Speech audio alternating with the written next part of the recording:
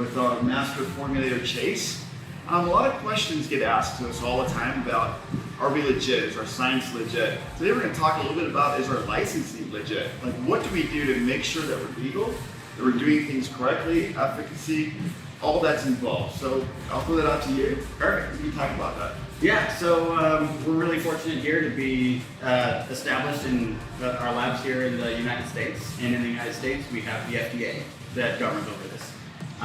So, we are in the dietary supplement category.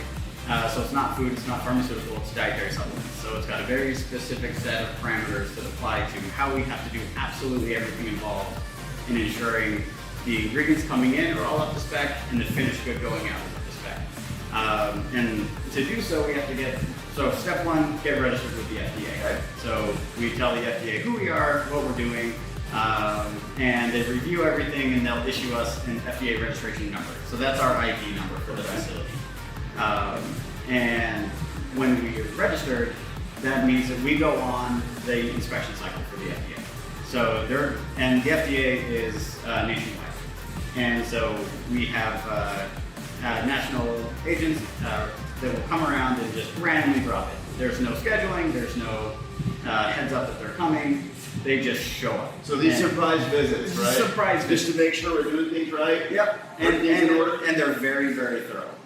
It goes from an inspection of first inspection of the facility to make sure everything's clean, sanitary, and make sure that the very specific guidelines that they give for every step along the way is being adhered to. So step one is a tour. Okay. Step two, they really start digging into the paperwork on everything. If you're making your grandma's cookies, it's very simple. You just get out the recipe, and if you put the flour in before the eggs, it's not that big of a deal. With the FDA, everything being documented and done in a very specific order is a big deal. So how's it gone so far? Any infractions or are we? Yeah, so an inspector's job is to find things, right? And improve on things. So of course, there's always going to be a list of small improvements that aren't done perfectly right. And there will always be. Yeah, you probably won't ever see an inspection where there's not at least a few to-do items at the end. And then you got to circle back and say, these are the things that we've done to make this perfectly by the guidelines. And the guidelines are ever evolving.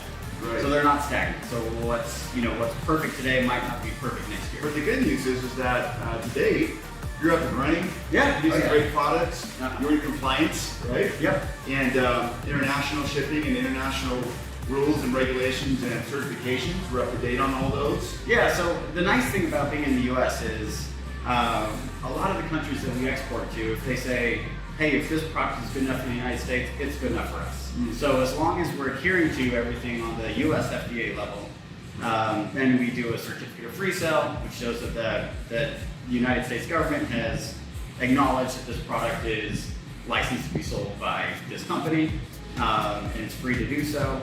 And we don't have to go through big hoops with every country to export to. Because there's a lot of countries that people can really benefit from these products. And the nice thing about being in the US is it really speeds that process up because the US is so strict and so rigid with making sure things are done exactly right. So we've got the federal level with the FDA, but then we also get the state level. So the state level inspectors, they come around more often than the federal level inspectors.